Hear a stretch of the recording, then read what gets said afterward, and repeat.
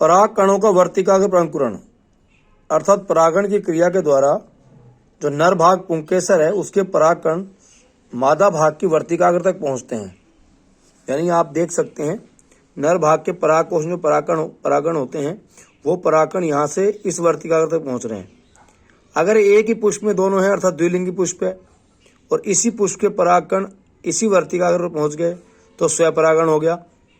अगर परागकण जो हैं एक पुष्प से दूसरे पुष्प को है उसकी वर्तिकाग्र पर पहुंचते हैं तो उसे परपरागण कहते हैं। देख सकते हैं आप यहाँ पर परागकणों का वर्तिका अंकुरण आपको दिखाई दे रहा है। परागण का मतलब क्या होता है? परागकणों का नर भाग के परागकोश से, यानी जो पुंकेसर होता है उसके परागकोश से मादा भाग के स्त्री केसर के वर्तिकाग्र तक पहुंचना परागण कहलाता है। और पहुंचते हैं परागकण। यह परागण और परागकण में अंतर है। परागकण तो यहाँ कण आए और परागण क्रिया है। ये दो प्रकार की होती है। स्वपरागण यानी जब परागण उसी पुष्प के वर्तिकाग्र पर हो तो स्वपरागण, और जब परागण एक पुष्प से दूसरे पुष्प की वर्तिकाग्र पर हो तो उसे परपरागण कहते हैं। ये कीट के द्वारा, जल के द्वारा, वायु के द्वारा या मनुष्य के द्वारा होता है जो वाहक होते हैं।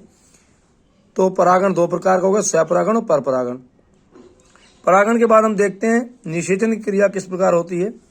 यहाँ जो परागकण पहुंचे इनका अंकुरण होगा, एक परागनली निकलेगी। ये परागनली दिखाई दे रही है जो वर्तिका से होती हुई, वर्तिकाग्र से आगे वर्तिका से होती हुई अंडाशय तक पहुंचती है।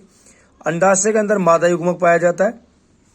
इस परागकण से नर युग्मक इस परागनली से होता हुआ, देखिए दिख रहा है ये आपको नर युग्मक, ये परागनली से होता हुआ मादा युग्मक से जाके मिलेगा और निषेचन की क्रिया होगी, युग्मनज का निर्माण होगा।